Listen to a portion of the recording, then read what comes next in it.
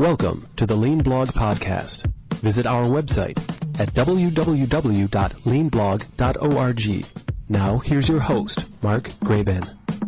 Hi, this is Mark Graban. Welcome to Podcast 135 for January 4th, 2012. A lot of you may have New Year's resolutions, and some of those might include becoming more productive and effective in your own professional life. And today's guest is a great person to talk to about that. He is Dan Markovitz. He's the author of a new book called A Factory of One, published by Productivity Press. Dan was previously a guest on podcast 52, so you can go to leanblog.org/52 to find that episode. And I hope you'll enjoy the discussion with Dan about his new book and the application of Lean to your own professional work. So again, Happy New Year. Thanks for listening. Well, again, Dan Markovitz rejoining us here on the podcast. Thanks for being on the show today, Dan. Mark, you're very welcome. It's a pleasure to be back. I think it's been 2 or 3 years, right? Yeah, it was back 2008, episode 52. So thank you for coming back. And we've got exciting things to talk about. You have a new book, of course, A Factory of One. And if you can just reintroduce yourself to the listeners, or if people didn't hear the first episode, tell people a little bit about the work that you do. Well, as you mentioned, I was here before. I do have a new book called A Factory of One, which we'll talk about.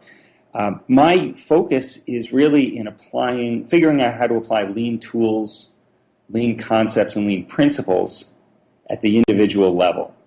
So when you take a look at the books that are out there now, and you take a look at the way people apply lean now, people are generally looking, if not at the full value stream, at least a big chunk of the value stream at large processes.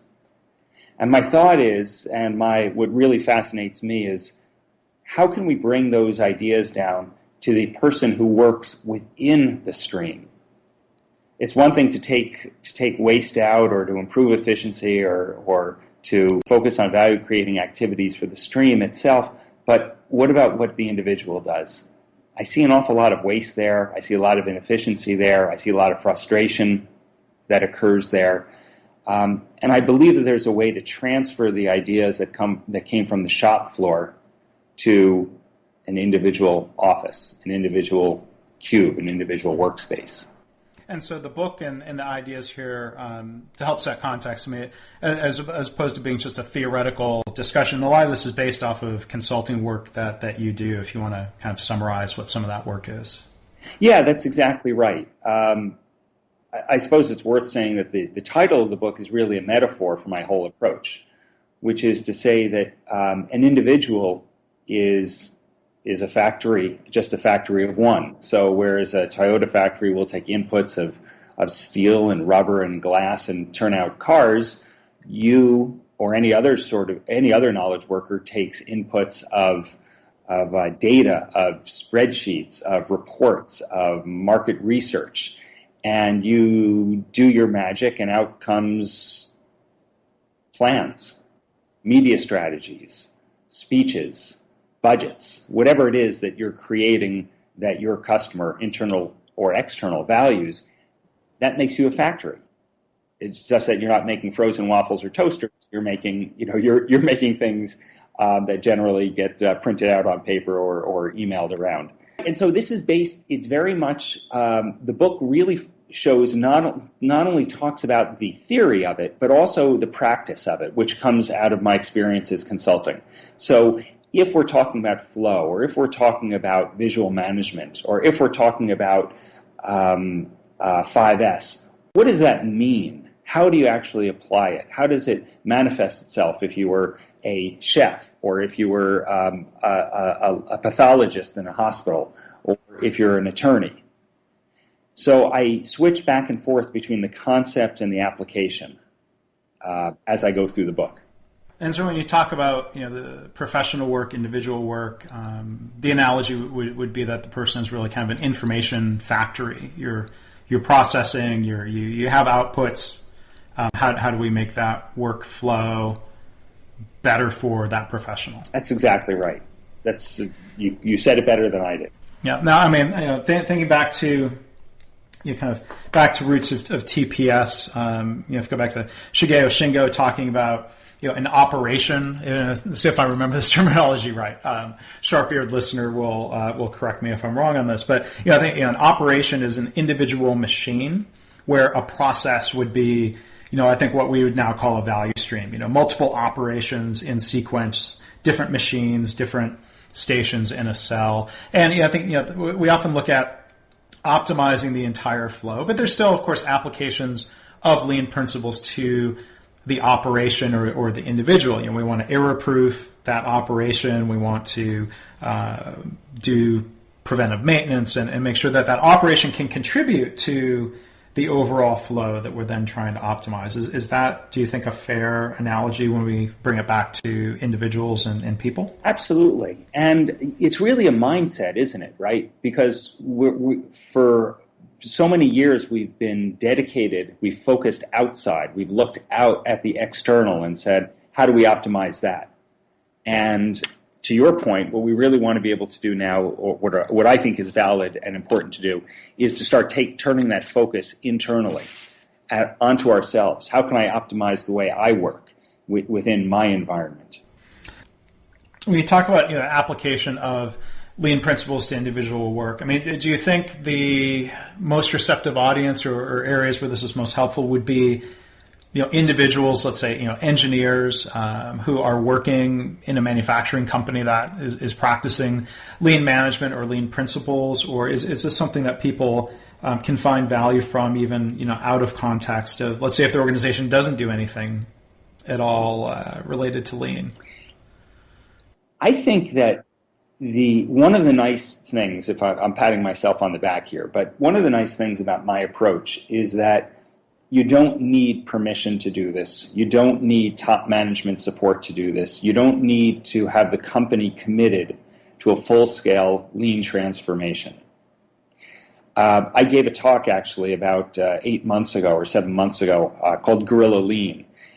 And I was talking about these ideas and mentioning precisely these things, that because we're working at the individual level, a person can do that in any kind of environment. It could be the worst kind of Dickensian nightmare of an office with Thomas Gradgrind as your boss. But because you're not trying to change from push to pull, or because you're not trying to create visual management systems for the entire world, you're not trying to create cells or anything that would interfere with the way the company has been set up, you can do whatever you want, because the person, your downstream customer, again, whoever that is, internal or external, is going to get more value more quickly. And it doesn't matter what's going on around you. So you don't need a lean organization. You don't need an organization that understands anything about lean. This is something that you can apply at any time, at any place. One very short story. I worked with a pathologist at a hospital, and the hospital doesn't know anything about lean. She didn't know anything about lean, but she was struggling. Her lead times and her cycle time was about the same, but her lead time for processing her slides, for reading the cases, was expanding dramatically, and it was really slowing things down. It was creating a lot of stress. She was staying at the office extraordinarily late. And again, she doesn't know anything about lean, but as I was watching her, I noticed that she was being interrupted all the time. She'd start reading a case, and then a technician or a nurse or an assistant or someone would come by and bring some new cases for her to read. And the thing is that those cases, she didn't actually have to be interrupted, but they would come over and they'd knock on the door and say, "Hey, Melissa, I got a whole bunch of slides for you." And she'd say, "Oh, well, just put them over there." And in the process of doing that, she picks her head up and her eye out of the microscope, stops looking at the case to say hello and put the slides over there, and then she puts her head back in to the microscope and starts looking at the slides. But because she's a diligent, careful pathologist, she forgot where she was, or she would be worried that she would forget something or miss something. She's in a cancer hospital. She wants to make sure she catches everything. So she would start at the top again. And so it would take her twice as long, 3 times as long, 4 times as long to actually to read the case. And so what we did was we we put a cardboard box, very fancy solution here. Put a cardboard box outside her door. We closed her door and we put a little sign above the box that said, "Leave slides here." And then we created some standard work for her that said every hour or something like that, or hour and a half, I forgot what we chose.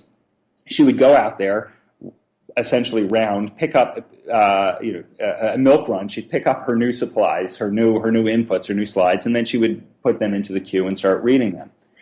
And but we didn't use any jargon. We didn't talk about milk runs. We didn't talk about standard work. We didn't talk about lead times and cycle times. We just said, "Hey, wouldn't it be nice if you could work uninterrupted?"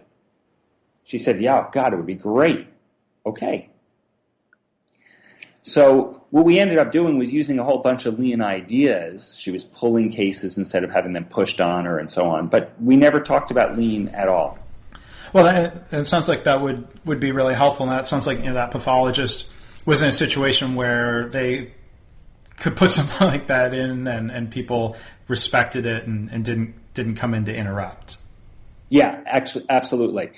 In general, people it took her a little while to tell people, "Hey, listen, I'm going to close my door, so please don't knock on unless there's an emergency in this place here, this cardboard box. Please put cases there." But people were pretty respectful of that. And then her colleagues really became respectful of it and protected her once they started seeing that she was turning cases around more.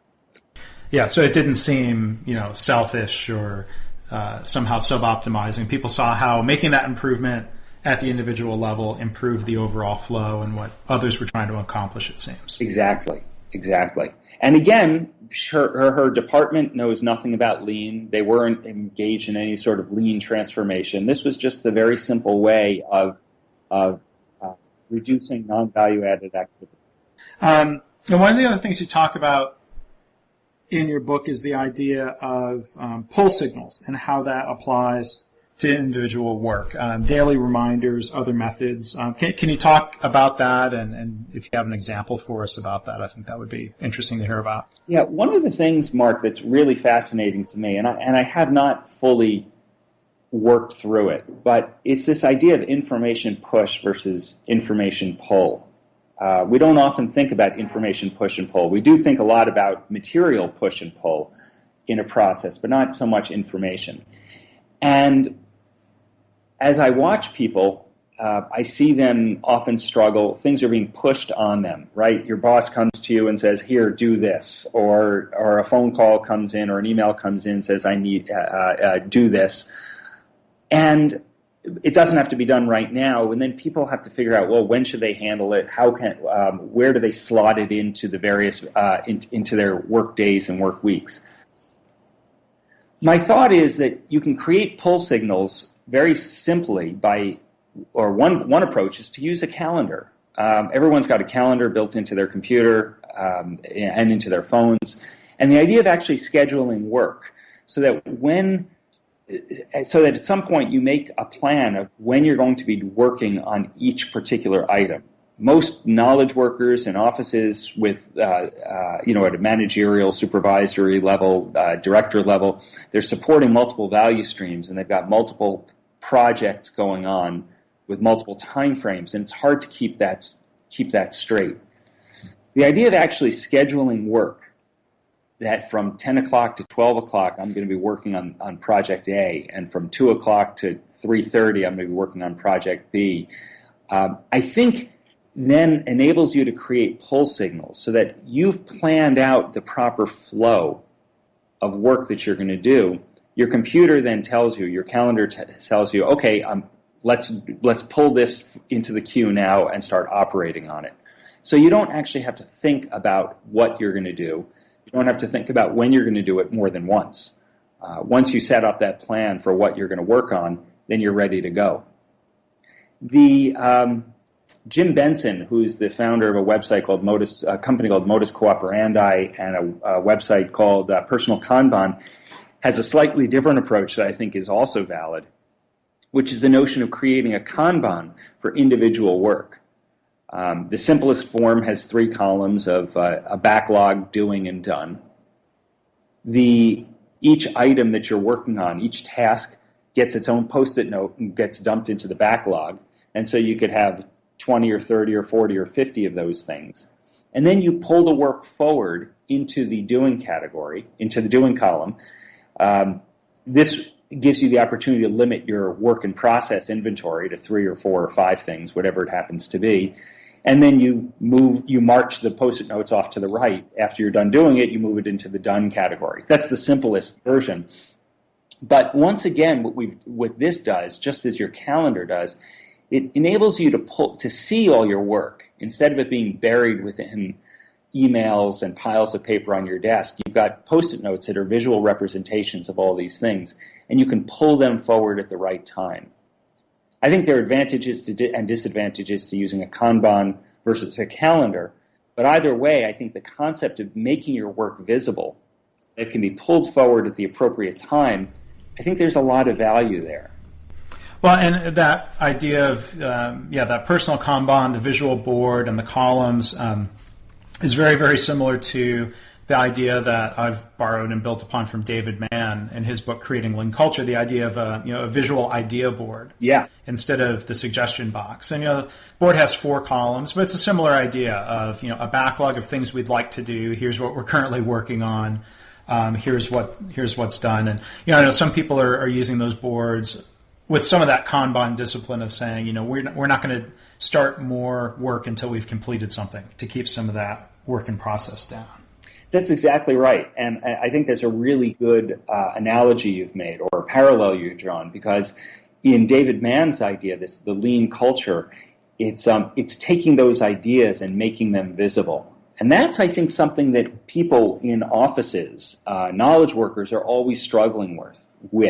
Work tends to become, and ideas and projects tend to become invisible because they're concepts, they're not tangible. And the ability to put them on a board and say, these are the things that we're doing, these are the things we're working on, these are the steps that need to be taken in order to turn them into reality, that's incredibly powerful. Yeah, and kind of in the lines of scheduling work, one other question I was going to ask, I would guess you're a strong believer, I think we've talked about this before, of not working out of your inbox, but working, if you're going to leave something on screen the whole time, that it's better off to be your calendar? Yeah, that's exactly right. The inbox, of course, means that you're responding to, you end up responding to fires and doing nothing but that. The calendar gives you the perspective, the context, as Jim Benson would call it, the context in which you're working. So something comes in to you via email or a piece of paper put on your chair or something in your physical inbox or a conversation in the hallway. You need to be able to put that in context. How long is it going to take? What resources does it require? When is it due? And you can't do that. You can't have that context unless you can see your calendar. Otherwise, everything becomes it becomes short attention span theater, and everything becomes urgent. It's stuff. Oh, I better get to this now. Well, maybe you don't need to get to it now because it's neither as urgent nor as important nor as pressing as something else that you should be working on. Now, one other thing, while we've got time here, it might be good to go into is the application of scientific improvement methodologies or A3 thinking to individual work. If you can talk about that a little bit and how that can be beneficial, not looking at, kind of, let's say, reacting to a problem in the overall process, but something that might happen where you would use that in your own individual work. The scientific A3 thinking, I think, is as valid to individual work as any sort of external process. It's just a matter of defining what we're doing as a problem. When I was actually, you and I were both at the AME conference in September, October, and I remember one of the presenters saying that looking for a tool is waste, but looking for an email, that's work, or looking for work. And that, to me, really sums it up beautifully. There's this notion that, if you're looking for a screwdriver, clearly you need a big dose of 5S, because that never happened. But looking for files, this is stuff we do all the time. Well, yes, we do it all the time, and that's a problem, isn't it? So if we can start to take away the business as usual blinders. Yeah, this is just the way it happens. It always happens this way. If we can take those blinders off, we can start to see waste, and then we can start to apply A3 thinking. Why is it that meetings always start 10 minutes late? Right now, no one really thinks too much about it, just the way it is. People are really busy. Well, have you considered that our offices, our company occupies 2 offices or 3 buildings, something like that. And physically, people can't get from one building to another instantaneously. No one's invented teleportation yet. If they had, they certainly wouldn't be working in a desk job. And yet, we expect meetings to go from 10 o'clock to 11 o'clock and then from 11 o'clock to 12 o'clock, and that's ridiculous. If we can start looking at these gaps, at these problems, at these wastes as real problems, we can start to assess what the issues are. There was one gentleman who I worked with. This is an email situation, which I get bored talking about sometimes, but he was really struggling because he worked in a company that has offices around the world, and he would need to be able to respond to folks he's based in Chicago, I think, and he needed to be able to respond to people in China and Japan, the Far East anyway. So that early morning was very, very important, but he found that he was just slammed with email. He was just totally slammed with email, and he couldn't get to them quickly enough. And so he said, there's a real problem here. And I said, okay, well, let's do an A3 analysis. And he started doing an analysis, very much of PDCA or PDSA. And what he noticed was that 85 to 90% of his messages were internal. It wasn't the volume of mail from his customers and his colleagues in China and in Japan. The problem was that this company believes very strongly in creating, having wide open communication channels internally. So if someone got married, there'd be an announcement. If someone had a kid, there'd be an announcement. If someone had some good news or bad news, there'd be an announcement. If someone was sick, there would be an announcement, all via email. And as a result, his inbox was filled with stuff that was really unimportant to him. And that level of analysis, first of all, gave him a sense of hope. Oh, geez, okay, it looks like I will be able to get to this stuff because of the 175 messages I'm getting each morning when I come in, about 120 of them or 130 of them are really nonsense or low value added, let's put it that way. And so with that, he started to figure out, okay, how am I going to start to organize these messages, segregate them, delete them, whatever it is, so that I can see the 30 or 40 that I really need first thing in the morning so I can get to them. So that's a real simple example of starting to analyze the problem, which is to say, I've got so much mail, I can't seem to respond. I'm not able to respond as quickly as my customer wants me to respond. Well, it sounds like a lot of the genesis to making improvements and using some of these methods is just the recognition of the way we've always done things isn't the way it always necessarily has to be in the future, and helping recognize that and applying lean principles. It sounds like that can be very helpful and very powerful for people in all sorts of industries. So again, just kind of to summarize and wrap up, I mean, your book is targeted for people in, you would say, what professions or what job classifications, if you can generalize that. What I would say is anyone who has latitude and discretion in how he or she spends time. So if your job is just to process invoices, for example, you don't really have a lot of latitude. You come in and you're punching out widgets, basically. It's just that it's paper or electronic widgets. So if you're a manager, if you're a supervisor, if you're a director, if you're an executive, I think that these concepts are applicable and valid and valuable. And I think in terms of what industry, based on my experience, it doesn't really matter what industry. You could be in medicine, you could be in law, you could be an engineer, you could be a product developer. If you do have latitude in how you spend your time, and if you're interacting with others, I think the lessons here will be valuable for you. Well, great. Well, would encourage everyone to check out the book. It's available now. It's called A Factory of One, Applying Lean Principles to Banish Waste and Improve Your Personal Performance. Dan Markovitz, thanks for taking time to share a little bit about your book today. Mark, as always, thank you for having me. It's been a real pleasure speaking with you. Thanks for listening. This has been the Lean Blog Podcast. For lean news and commentary updated daily, visit www.leanblog.org. If you have any questions or comments about this podcast, email Mark at leanpodcast@gmail.com.